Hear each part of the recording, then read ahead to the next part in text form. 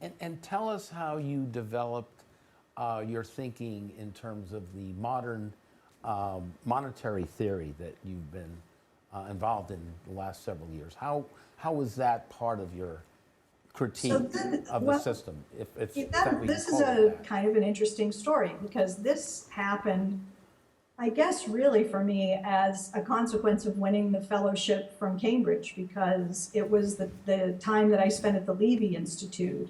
This is where I really got the exposure to the work of a man by the name of Warren Mosler, who, he has an undergrad degree in economics, but was not sort of rigorously trained in economic theory, which is probably why he was, I think, able to think so clearly about things.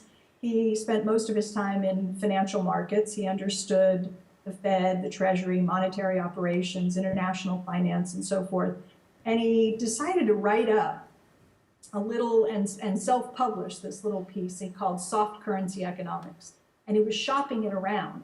And as one does, you, I suppose, start thinking first, well, I got to send it to the faculty at Harvard and Princeton and Yale and Stanford and get feedback and see if I can engage the faculty in some of these, top universities all over the country. And he just couldn't get anybody who wanted to take his work seriously and engage with him on points about how money is created, how finance works, and specifically this idea that government budget constraints are just fundamentally different from the constraints that are faced by a household or a private business when we're talking about a country that spends, collects taxes, and borrows in its own non-convertible fiat currency. So Warren's point was, folks, we're not on a gold standard anymore, but we write the economic textbooks and we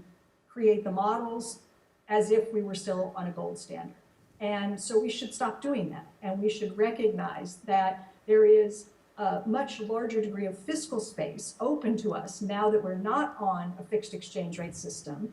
And we should begin to take advantage of that. That's basically what Warren was arguing. And it was only after a long period of time where he couldn't get anybody to engage with him that he stumbled on an economist by the name of Paul Davidson, who was and is one of the leading post-Keynesian economists in not just the US, but all across the world.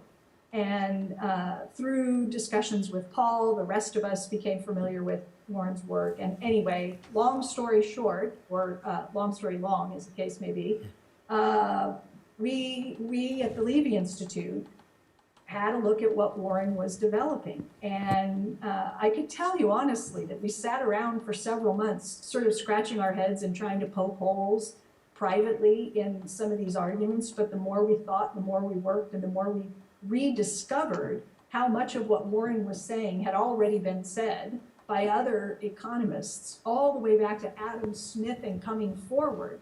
In one way or another, bits and pieces of what he was saying had been said before. And then we just began to build on those insights. Right. And 20 years later, we, I think, developed what's more or less a coherent macroeconomic framework that's a robust alternative to mainstream economics.